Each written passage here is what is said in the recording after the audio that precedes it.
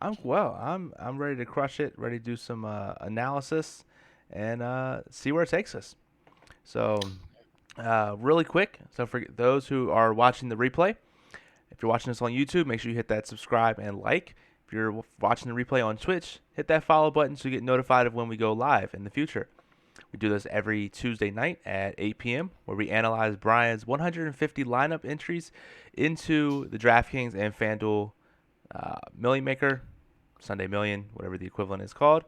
At the very top of the screen, you will see Brian's top 10 leverage plays, which are his exposures on DraftKings minus the field. So basically, these are the people that he wanted to go off for the week. Yeah.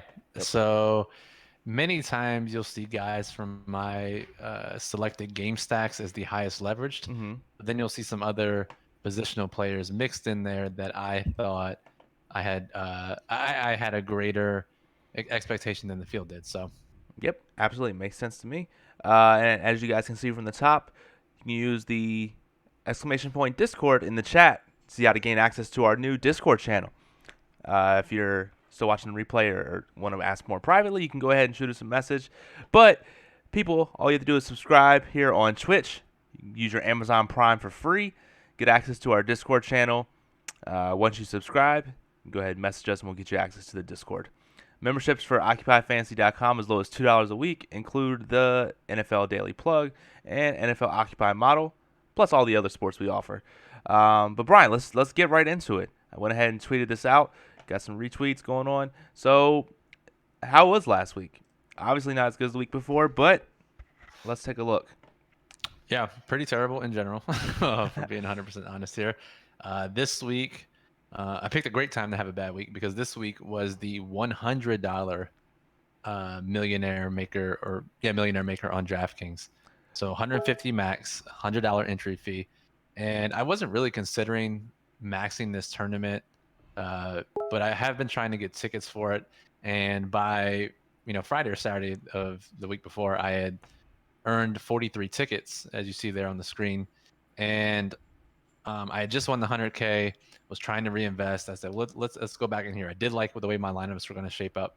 So yeah, ended up maxing the $150 or the $100 tournament, 15K in entry fees, 43 satellite tickets, which means 10,700 in cash out of my own pocket. Yeah, pretty hefty exposure. Mhm. Only returned 4,200 for an incredible ROI of negative 61%. Yeah, I mean that's crazy. From more of a low risk player, imagine spending what you have to declare to the IRS in one slate is kind of crazy. But hey, you did it. Didn't work out for you. I guess that's why you win the big bucks though. So It's for funny, Moose, because like when people find out you are the primary creator of the Occupy models, mhm. it's like, oh, why don't you just use it yourself and you win the money? And you're like, well, I'm not trying to risk $10,000 on one slate. Exactly. Yep. Absolutely. But real quick, I know when you did this in the Reddit AMA and you talked about this, you've talked about it before, but not too in depth. We don't have to go in depth. But one of the answers was, how did you grow that bankroll? And your answer was several years ago, you started with just a couple $100s, and now your bankroll is significantly higher than that. Um, I guess that's the Occupy way that anybody can grow their bankroll if you're looking at it the right way. Yeah, so 3 or 4 years ago, when I got into DFS seriously, Mhm. the season before, I was looking and I was deep into season long fantasy football, and I said I definitely want to try daily fantasy, but I haven't researched enough yet. I'm gonna take this entire season to research, Mhm. and then come back next year and start with the football season and see what I can do. Okay. And learned as much as I could. And I started with maybe 500, $1,000. I had set some money aside for it, and I think I lost my initial deposit probably, and then grinded my way back up, and then discovered satellites and kind of just and developed that strategy. And then Mhm. the first big bankroll boost I had one for 3K in baseball, and that was pretty nice, um, using satellites. But then NHL had a nearly $10,000 win on FanDuel using satellite strategy, and Whoop that was whoop. really when the next step was taken Mhm. as far as DFS goes. Yeah, no, that's awesome, and now you're here winning $1 million, winning 100,000. Great, great, great story right there. So, yeah, so for your I thought I switched to year to date on that one. So for your DraftKings year to date, just for transparency purposes, 31.9K in entry fees. 19.1K in winnings for minus 40% ROI. That awesome number of 234 satellite tickets is really nice. Yep, those satellite tickets are keeping me very warm despite the $12,000 in losses. Yep. But if we go ahead and switch over to FanDuel for last week, uh, still not as hot. 31 satellite tickets for a little over 1K in entry fees, almost half of that back in winnings, so minus 51% ROI. But speaking of that hit from last week or the week before, your year to date on FanDuel is still plus 944% ROI, Pretty decent. 11.6K in entry fees, and 110K in winnings. So that's pretty awesome. Your combined year to date is 43.5 entry fees, which is mind-boggling. 129K in winnings and a little under 300% ROI. Pretty good. Believe me, I'll take it. Again, I'm aiming for big paydays. I am not the type. My mentality, my personality. I'm not the type to grind out 4 to 6% ROI year to year. Mm-hmm. I understand that is the case for most people. They like doing that, and that's great for them, and that's totally okay for me. I can't. My brain doesn't work that way, so I'm okay with the big risk as long as I have the upside, these massive payouts. And Yeah. as we see here, so we got a couple people in the chat. Most got Jimmy Touchdown, BKSA, some of the usual folks. Jimmy Touchdown does ask, trying to get into some exposure talk here, so maybe there's a good transition. But Yep. asked if I ended up playing any Daniel Jones, and Daniel Jones was our top-rated quarterback in the model. I did not use that game as a stack, so I did not use Daniel Jones in any of my lineups. But again, it didn't matter too much because my exposures at other places were still too high that it wouldn't have mattered that much. Yeah. And speaking of exposures and talking about that, let's take a look. And what we have up here on the screen is Fantasy Labs contest dashboard. You can go ahead and take a look at every player's exposures, their leverage for certain contests that they have up on DraftKings. Really, really great free resource. I highly recommend anyone who wants to get into dabble into back testing, go ahead and check it out. Because even as you said, when you hit your 100,000 2 weeks ago, it was like, all right, yeah, this is awesome, but I'm still hungry, still gonna learn, see what I did right, see what I did wrong, and focus on that going forward. Yeah, exactly. If I think that one hit was satisfying and enough, then I don't have the right mindset. I got to keep learning, see what else I could do, see if I missed anything, and then how to apply that moving forward. Because every slate is different. Like this Yep. week, we've talked about in previous weeks, we talked about in last week's how I really want to get in X amount of Jalen Samuels. There wasn't a guy like that for me this week, and you'll Hmm. see my max ownership was like 30 or 35%, which Yeah. I didn't like. I wanted more of someone, but there was no one really on the slate that I liked that much. Yeah. No, it makes sense to me. Of course, that happens on the $100 DraftKings entry too. I know. Yeah, I know. Yeah. So speaking of some of your top leverage plays, Curtis Samuel, Auden Tate. I believe Auden Tate was on the underperforming wide receiver list that you put out. As was Sam. Yeah, all these guys on these top here: Hmm. Samuel, Tate, Robbie Anderson, DJ Moore, all on the underperforming list. Yeah. Okay. And so 20, roughly 20, roughly 20 to 25% leverage on those plays. How did you feel about that? I loved it for those guys. Yeah. I mean, the fact that I was able to get 25% or whatever exposure for most of those players, I thought was great. DJ Moore did okay. Curtis Samuel did okay. Tate and Robinson sucked. Yeah. Or Tate and Anderson sucked. Um, but again, my stacks all were terrible outside of Green Bay, Carolina on this one. At this stack, Kansas City and Tennessee on the other one on FanDuel. So I was able to get some decent lineups there.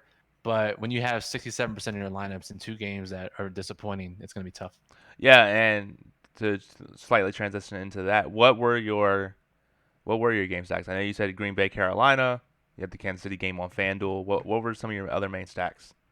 Yeah, I stacked the Saints and Falcons on both sites, and I also stacked Cardinals and Buccaneers on both sites. My third game on each site for my 150 was different. It was Kansas City, Tennessee on FanDuel. I thought there was more touchdown upside for those guys, Hmm. whereas Carolina and Green Bay, I thought guys had a better chance of getting the 100-yard bonus in receptions. So that was my line of thinking there. That makes sense to me. Yeah, I I I, I understand that.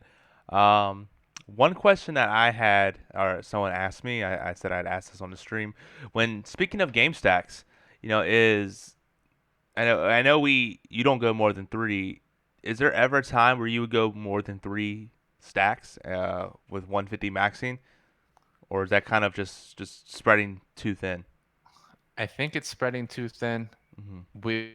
Some of the backtesting you and I have done, some of the backtesting we've done with Jack from DFS Magic shows that three is kind of that magic number. Hmm. But we understand that a lot of people will think that's too thin. So, and you can kind of change this most like because you could say, let's just say you have. It depends on your strategy. Hmm. My strategy is to nail one of the three games and hope they go off, and then have different plays around them. Or you could have a core of 3 to 4 plays that you have at 50-60% each, and then rotate stacks around those plays. Because if that core goes off, then you just need a stack to go off around it. So I guess there's Hmm. different philosophies. I prefer the game stacks though. Yeah, I know. My bankroll's not up to yours yet. I am only 20 maxing at the time, so I'm just doing one game stack. I feel like that's kind of the optimal for 20 max. I think so. That Yeah. makes sense. Yep. BKSA here in the chat says I was going to join a satellite for holiday basketball until I saw Court Jesters chilling in there. LOL. Yeah. I guess it depends on what satellite it was. If it was NHL, probably a good decision. If it was basketball, Dude, you hammer should that probably shit. you should probably take that. Yeah. Yeah, and so you actually are not to get off off topic, but you're starting your 150 max journey in NBA tonight. I hear. Yeah, it's so dumb. I don't know. We preach to people that stick with what you're good at. I'm not good at NBA. However, I have a newfound confidence after talking with Jack from DFS Magic. We've done some research on lineup constructions. We're beta testing the NBA lineup builder. So again, some new, maybe unfounded, maybe unreasonable confidence. Hmm. But yeah, trying out NBA Max tonight. We'll see how it goes. Makes sense, yeah. And then AJ says Saquon Barkley for MVP, asshole. Yeah. Yeah, So if you want to bring up my top FanDuel lineup, Moose, yeah. Let me go. it had Saquon in it, so that was kind of disappointing. All right, let's see here. Yeah, so if we pull up here, this is your top FanDuel lineup. Finished 669th with 189 points. That sucks. Saquon was only 5.6 points. What do you know what the score of the winning lineup was? If not, I think I actually have it here. It was 218.92, so roughly 30 something points away. So if Yeah. Yeah. RIP.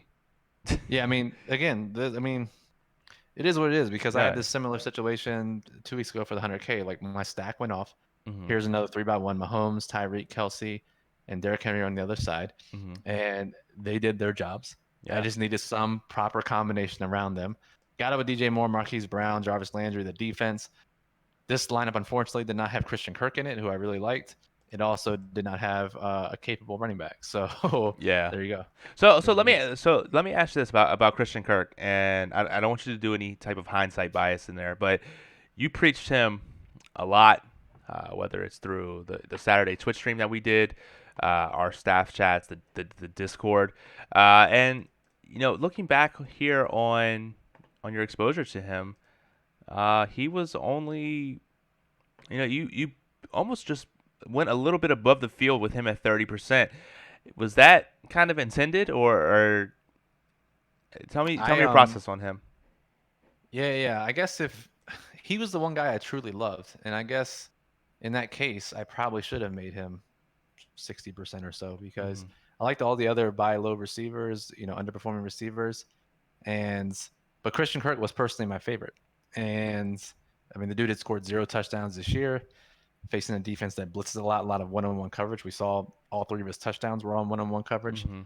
So you're probably right. I probably should have had him 60%. Also, to be fair, I also didn't think that the field would have 25%. I didn't think his ownership would check in that highly.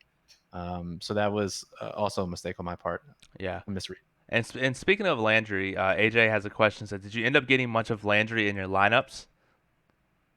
Let's look here. So it looks like you had him at 17% for a pretty high leverage of 14%. Care to speak on him at all?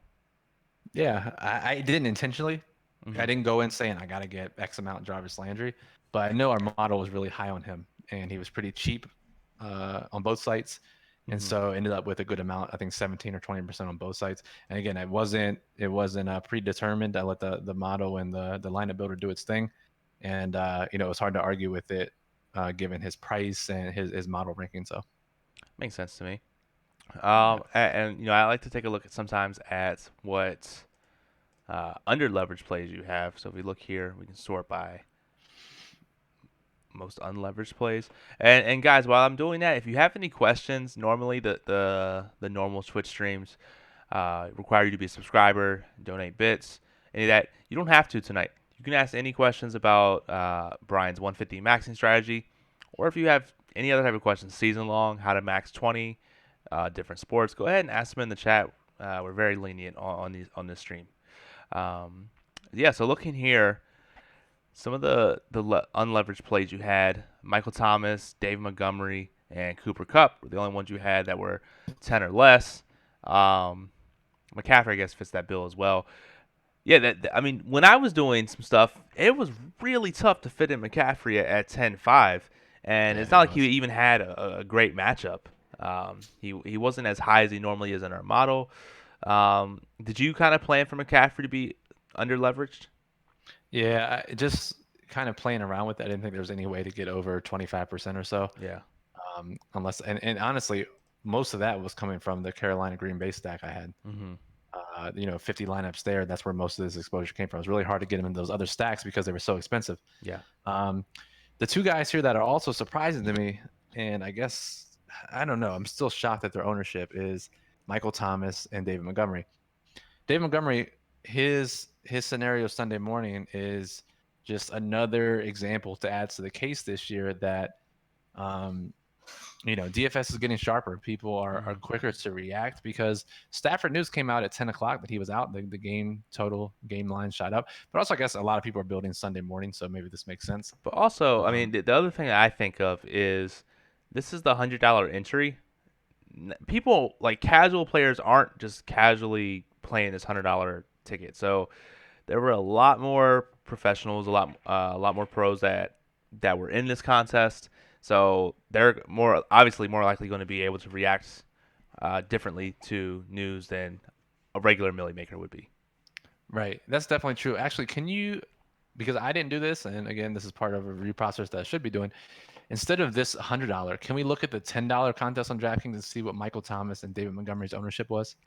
Yeah, absolutely. So let's see. So if we look at the $10 mini, let's look. And I just like to sort the person who has the most number of players, pretty much. That's a good idea. Let's see. Did you max this as well? I did. Okay, Because what's 1,500 when you max 15K? fair enough.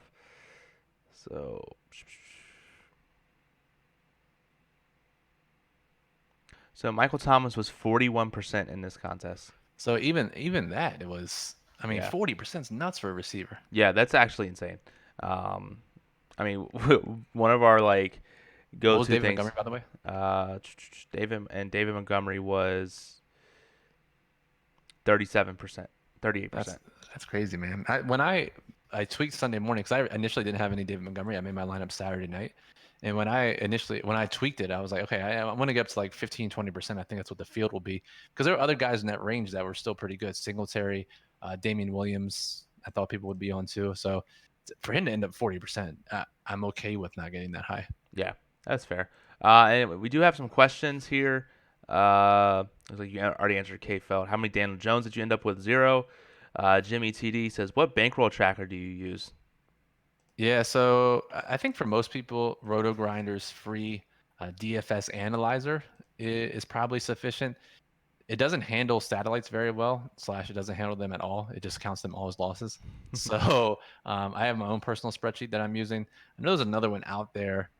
Um, we could tweet out the link, but I personally use an Excel spreadsheet, download my entry histories, Mhm. use it that way because if you are using the hashtag satellite strategy that we preach here, Roto Grinders DFS Analyzer will not track your ROI properly. Yeah, it'll say you have like minus $50,000 in Yeah. losses. Yeah. Um, and then AJ says, how much do you manually dictate in DFS Magic of each player you get? I know you're very picky when it comes to DFS Magic, for exposures and all that other kind of stuff. Yeah, I'm in the top 1% probably there. And Jack, when he created DFS Magic, it was to be able to accommodate players of all types and all preferences. Hmm. For most people, they're just going to jump in there, they're going to pick their players, set some settings, let it run, and then probably that's it. Me, I probably spend about an hour per site making my lineups. Oh. What I'll do is I'll jump in, I'll pick the players I want in my pool, I'll pick my stacks and my stacking settings, and then I'll let it run and then see where it goes. And then I'll go and say, oh, this guy's I don't want this much of this guy. I'll go in Hmm. and change it. Or why is this defense 60%? I don't want that. And I'll go through this process probably, shit, I don't know, 20, 30 times. Um, and then manually tweaking. So I end up changing each player, maybe like 20 or 30 different players of the Okay. exact exposure I want. And then also, once the lineups are generated, make sure they're all on their salary cap, make sure there's Hmm. some other correlations there. So yeah, all in all, it's like an hour per site for me. But again, I'm like Moose said, extremely picky. And one thing I do like about DFS Magic is you can be picky in terms of what lineups you want to rerun and keep. So if you have 5 lineups, instead of having to tweak it manually, you can just uncheck them and regenerate. It'll just regenerate those 5 lineups. That's a super powerful tool. Yeah, it really is. The rebuilding select lineups part. I've never seen that before, and I think it's an incredible feature. Yeah. Jimmy says, I really like the OC team and tools. Do you know what that is? I think he means OF. I assume he means us. I hope. Okay. Is there a written schedule I can access and get more involved? I'm coming off YouTube. Twitch is kind of new to me. Yeah, Jimmy. Check us out on Twitter, twitter.com/Occupy Fantasy. You can check that out there. Okay, yeah, Yeah, he we're did. always He did mean the yeah. OF team, yeah. Okay.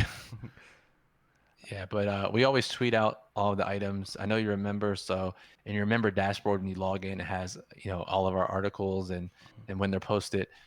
Generally, though, we are doing Twitch streams Tuesday night at 8 p.m. for this $1 million mission. Hmm. Saturday night, 6 p.m. usually for the week, the preview the next day for NFL DFS. We'll have some random ones in between. That's why you should follow us here on Twitch. YouTube, we repost these. We do our podcast Wednesday nights. So whether it's your podcast app or whether it's on YouTube, they're posted. And I've been doing NHL NHL previews on Tuesdays and Friday, or Tuesdays and Fridays, and then showdown previews on Mondays and Thursdays on YouTube too. And that's in addition to all of our content on OccupyFantasy.com. So that was a lot to take in. Maybe after we're done with after we're done with this, what we'll do, Jimmy, is we'll tweet out a link with what the normal schedule is, so people can keep that pinned or saved, whatever they like. Yeah, Yep. good call. K Feld has a good question. Does the OF model factor in ownership projections? It does, yes. Fantastic question, K Feld. And for different sports means different things. Hmm. NFL, we've found it to be the most useful because most, the reason why it's the most useful for NFL? And PGA. They're similar in usefulness and ownership. Yeah, and so it's because it's not daily; it's weekly, Yep. and so people have the whole week to figure out the plays they like, what the quote unquote top plays are. And so, in a position like running back, where volume and top plays are really key, it's pretty simple to get the top 4 or 5 running backs. And that's normally going to be reflected in ownership. And that's something that actually is positive in our running back tab, that the higher ownership, even for tournaments, it's still a good thing. Yeah, so not to give away too much, but some positions are positively affected by high ownership. Some are negatively affected by high ownership. Wide receiver. Some, yeah, some like quarterback, it doesn't matter too much. Yeah. So, but yeah, to answer your question, yes, it does factor in ownership. Mm-hmm. Yeah. Cool. So yeah. So anybody else here have questions like that or anything else? Go ahead and shoot them in the chat. We'll be here for another 30 minutes shooting it up, and we'll move on. So the next part that we like to talk about, and I'm actually surprised that any of these happened, but some duplicated lineups. Now, with this being the $100 millionaire, I did not expect there to be 150 of the same lineup. There was actually only one lineup that was entered over 10 times, and that was this one lineup that was entered 40 times with Mike Gesicki at flex. All right, Ooh. so I think we're back to the case of the mysterious optimizer putting tight ends in flex. That's Mm-hmm. the first takeaway here. Second takeaway is, um, as this buy-in is 5 times larger than the normal one, it tells me that when we get those duplicated lineups at high numbers in the regular millionaire maker, that it is indeed an optimizer that many users are just plugging in the optimal and putting it in here. Whereas most users probably can't afford the $100 millionaire, so it's not as highly prevalent in this one, Mm-hmm. right? Yeah, that's exactly what I would think. Yep. Yeah. Cool. I was just trying to look. Yeah, I mean, other than that, there was only the next closest one was there was 7 users who did a lineup, and let's look at what that is. Um, that played Gesicki at tight end, but McCaffrey at flex. So Gesicki must have been a popular play on a couple sites. Yeah, yeah. I mean, Gasecki, it's super cheap, 21% ownership. Kind of crazy for a guy who is not good. So, Yep. Um, and then the other one we look at, and I was curious, I actually haven't looked at this yet, is the salary distribution. What percent of people use the salary? We always say stay under $500 on classic slates for NFL. And if you look here, there's what 90 was it 98%, yeah. 97% of entries use less than $500. And Five that's hundred again, less. that's higher than normal, and I think that's because this is a higher buy-in. Yep, absolutely. Um, Just to kind of point that out, I know we've mentioned it maybe once or twice, but higher buy-ins generally mean sharper players. yep. So we'll see sharper plays have higher ownership. We'll see optimal lineup constructions be more present in these contests, and that's kind of showing here too. I'm curious to see the tight end number at flex. Yeah, and real quick, just to pinpoint back on that, where you talked about the higher ownership, the higher buy-in having sharper plays. Look at Jalen Samuel 2 weeks ago, and the free Yeah. roll and some of the nickel and 10-cent contests, he was as low as like 38%. Where in the three the was it 333 or the $3,333 buy-in, he was almost 90%. So Right. Yeah, yeah, exactly. I mean, that alone. It's the same thing with the Patriots defense in Showdown a few weeks ago, yeah, where the highest buy-in level had them at like 17% ownership, like 1% captain, whereas the big $10 had them 60% and 20% captain. yep. Also, real quick, K Feld has a testimonial. It says, "I'm new to you guys, but using OF such DFS Magic, I took second in the Oakland LAC FanDuel Showdown for 6x return, Nice. and I was sixth in the jukebox going into late games, but played Mac over Aaron Jones. Your content is Mhm. great so far. Fist pump. I'll fist bump to that." And Jimmy follows back up, says, "I like what I see so far as well." Yeah, appreciate you guys checking us out, giving us a chance. Let's keep it rolling. Yeah, actually, K-Felt, you probably don't want to know this, but based on expected fantasy points, which is the number of fantasy points you would expect someone to have based on their usage and where they're used on the field, Mm-hmm. Mac actually had more expected points than Aaron Jones. Just that Aaron Jones fell into the end zone 3 times, so super fun there. So, speaking of expected fantasy points, do you think that's ever something that we would extend to running back of like an underperforming running back tab, or is that kind of a completely different scenario? No, and I think we do kind of do that in the model with expected touchdown regression. Mm-hmm. There's a couple of metrics in there that account for that. Guys like Leonard Fournette, who you're always going to see high in the model because of their volume, despite scoring one touchdown Yeah, on 198 touches or that's whatever. true. So Yeah, the model's too smart on that. yeah. Yep. Um, oh, BKSA, that's adorable. He says not only great content but also great guys. Thanks, Oh, man. thanks, BKSF.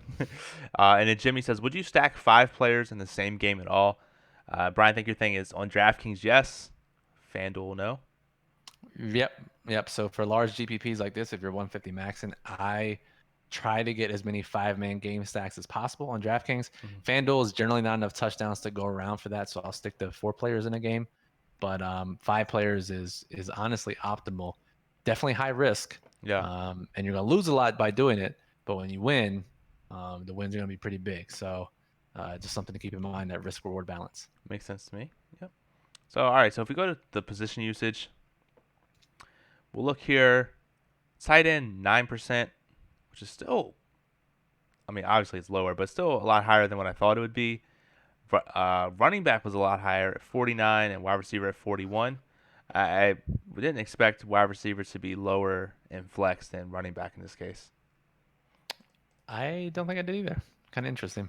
Yep. But I guess, like I said, there were a lot of cheap running back options that were in play, and I think that kind of that this is what the result is. Yeah, absolutely. Another question from Jimmy: do correlations mean anything in showdowns? Yeah, I was hoping this would come up, and I was going to tell you before the stream we should talk about Showdown a little bit um, because yeah, I think this is a good question. I'm gonna try not to be too long-winded here, Jimmy. So I think, so obviously I think that being able to max a contest in Showdown is the best place to max because the limited possibilities and the newness of the game type. There's a guy over at Daily Roto, Drewby, who has also been crushing showdowns. Okay. And he and I have very different philosophies, and it goes to show that you can play things different ways as long as you have a strategy and stick to it, and one that works. So Drewby, this guy last year, before I got involved in the showdown, he won an abnormal amount of showdown GPPs. He tied on all of them, I believe. Um, but his strategy, which points to Jimmy's question in the chat here, is his is all about correlations. He loves correlations, and if games go as planned, or game scripts go as planned, his lineups are usually going to do pretty well. Okay. Me, on the other hand, I generally benefit from the hashtag chaos games. Let's see if I can get it in the chat. Which I'm gonna throw that in here. Yeah. For those who don't know, Occupy, our Twitch subscribers to us have access to the Chaos emotes as well as the OF logo emotes. So I'm gonna go ahead and throw that in the chat. Show some love there. But continue. Yeah. So for me, my strategy is not correlation. Mine is player exposures. Mm-hmm. And I try to find guys who I think will be too highly owned and I go under. I try to find guys who are too low owned based on their situation and go over. And my idea is if those stands are correct, I may end up getting the right combination of players in a lineup. So, for instance, Patriots defense, when they're way highly owned, I don't think they should be. I'll have zero or half or way less. And the idea is if that they struggle, 50% of the field struggles, and now I'm way ahead of the game. Yeah. So that's the way I look at things. The last final strategy I think that works is something you and I have talked about most, especially when you 20 max. Yeah. Or 3 max, is picking one captain or two captains. Try to identify the guys that you think have the highest chances of being the highest scoring player on the slate. Go all in on those guys and hope your combinations behind them hit. So varying strategies for showdown. It just depends on, how your mind works, what you feel most comfortable with. Again, I write the showdown plugs with the over under field exposure strategy in mind. But again, there are other ways to do it.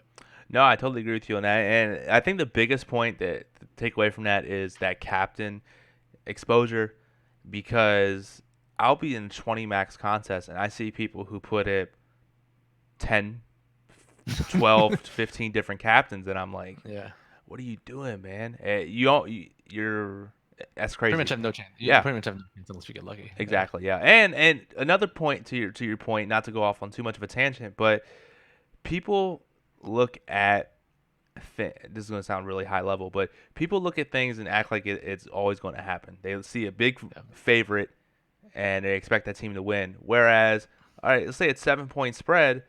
That means that 50% of the time, again, super high level, that team's going to cover by 7. But there's also that 50% of the chance that the team doesn't cover by 7. So it's going to be a lot closer than you think. So if you're playing let's say, huge defense on a huge favorite, that they're going to be high owned because people are thinking, oh, they're going to crush, but really only 50% of the time they're going to do that. And if more than 50% of the people think that, reverse flip, you got a positive EV there.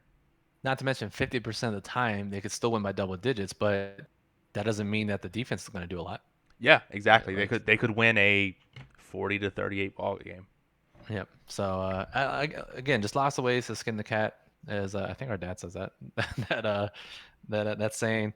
But you'll see again the listen to just some of Drewby's stuff. I don't know if his stuff is freely out there, but he's a great showdown player too. Mm-hmm. And again, just a completely different strategy. So yeah, I the last thing I want to talk about here, and then we'll get into some questions and figure some rest of stuff out, is I took a look at how different maxers did, like in terms of the entry levels, Mhm. and I mean, it wasn't.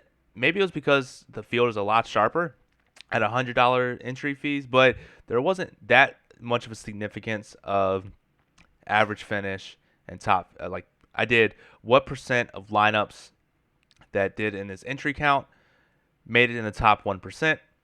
Mhm. It was roughly about the same given the field ranges for this contest, but other contests it was a lot more geared toward the 150 doing a lot higher, the better chance of getting higher percentages if that makes sense. But yeah, that was just something interesting I thought I'd throw out there. Cool. That is super interesting. What about, can we just do one quick thing? If you have Of course. questions, we're gonna get out of here in about 8 minutes or so. If you have questions, put them in the chat now about anything. But this guy Hard Four who finished fifth had 150 lineups. I was wondering if we could look at his exposures really quickly Absolutely, yeah, of course. So because the top four guys had less than 10 lineups, and it's really tough to really glean any information from guys who make that few lineups. yeah, so hard four, uh, his he had 95 players with a max 56% ownership. Do you have a guess on what his top play was? His top own per play was? Sorry, what was? Sorry, I was. Oh, was it? It was Christian Kirk. Yeah. Um, So that's, if you make 150 lineups and you have a guy who scores 40 points in half your lineups, you're probably in good shape to start. yeah. Yes, absolutely. Um, you know what? It's still crazy to look at that goddamn Michael Thomas ownership, where 44%, dude, for a receiver. It's yeah, crazy. It's not it's even like a value guy. That's wild. like Wild, man. I'm obviously not trying to put any words in Hard Ford's mouth when I say this whatsoever. He's probably thinking like, oh man, I got a shit ton of Michael Thomas. I'm about to crush the field on this. And he looks at the ownership and he's like, what the fuck? Yeah, I don't think anyone thought he would be 44%. I think our ownership projections had him like 22%, which I Yeah. think I tried to match. Hmm. Um, just insane, 44%. I don't know how or what happens for it to get to this point, but Yeah. Jesus. Yeah. So looking at some of his top leverage plays, Jameson Crowder had a couple of Tampa Bay guys in there.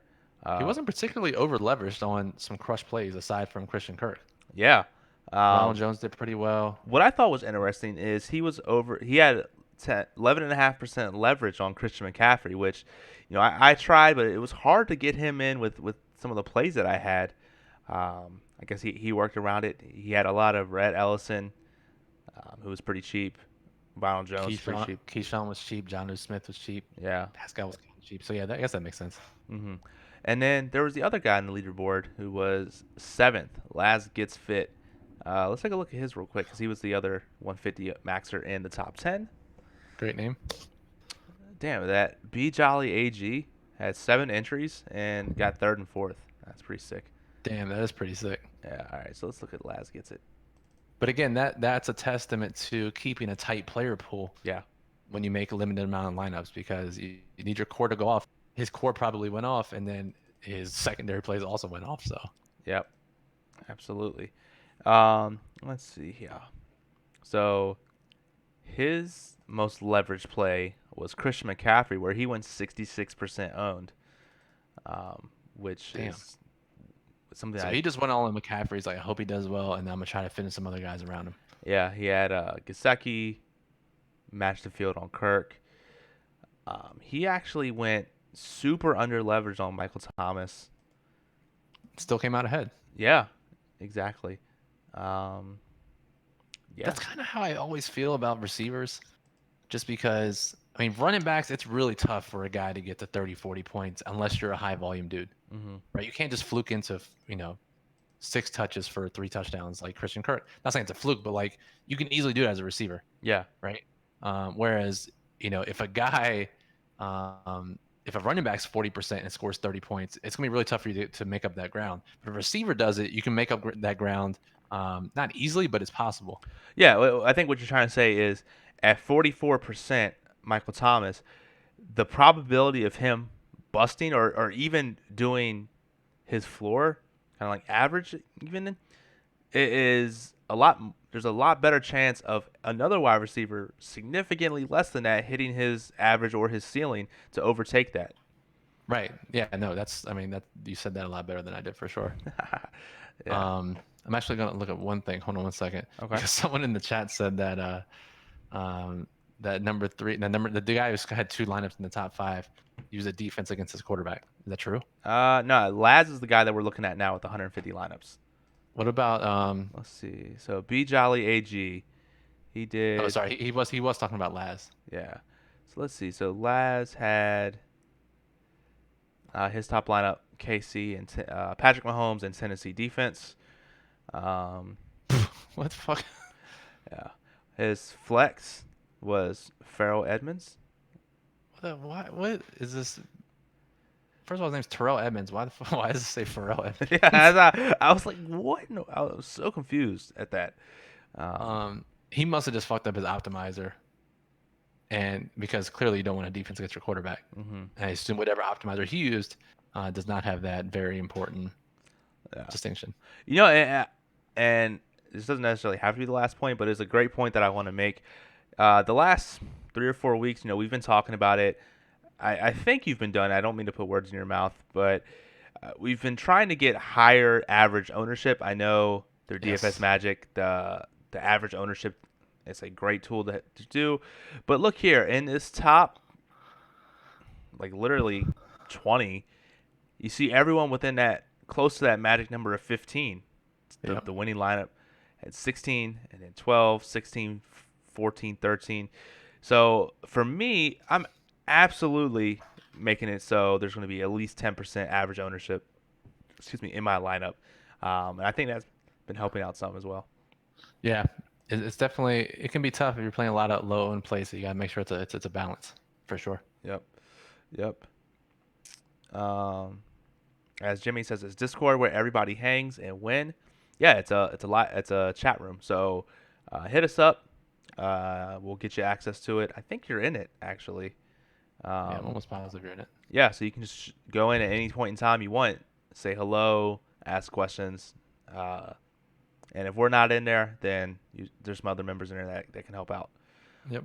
And Kentucky says that he actually does it every week and crushes. So that's crazy. He, this guy is a fucking galaxy brain genius. Apparently, he also had 6 lineups with Andy Dalton. All right, hold on. I gotta look at that. How is this? That's what I'm saying, man. I lost $10,000, and this guy is using Andy Dalton. So in he his has like he lineups and legit beating me. has 1, 2, 3, 4, 5, 6, 7, 8, 9, 10, 11, 12, 13, 14, 15, 16, 17, 18, 19. He used 20 quarterbacks. He legit used both Brian. Ryan Finley and Andy Dalton. Oof. Yeesh. Um, That's crazy. Bold strategy. Yeah. Who were his most leveraged plays? How the fuck did we get here? This guy getting top 10? His top leverage play was Christian McCaffrey, DJ Moore, Jack Doyle, Devontae Parker, Tyreek Hill, Ted Ginn, and Michael Gesicki were all over 10% leverage. Wait, Kentucky gentleman in the chat says that he always uses every quarterback Indy against them. Jeez, This guy needs to write a book. I need to read his book on yeah. the use every quarterback and their opposing defense strategy in GPPs. Yeah, that's crazy. We're gonna get him on the chat on the stream next week. Yeah, absolutely. All right, so rapid fire question time. We'll be here for a couple more minutes. If you have any last lingering thoughts, Brian, you have any last lingering thoughts? I don't think so. I'm actually debating not playing the Millionaire Maker this week on DraftKings. I know, and maybe on FanDuel too, but only because if FanDuel didn't like immediately use your tickets, I would also do it this week because I have some big tickets this Sunday that I want to focus on. I have quite a few Wildcat tickets on DraftKings. I have 4 of the 888 tickets on FanDuel. So I really want to focus on those, and so I may not play the 150 max this week. We'll see though. But either way, we'll have something to talk about. Makes sense. Yeah, absolutely. I do want to say I feel bad for some of these people that actually played the contest and did every single one of their entries, but did not put a lineup in. That's hashtag not good. Yeah, hate to see it. Yeah, that sucks. R.I.P.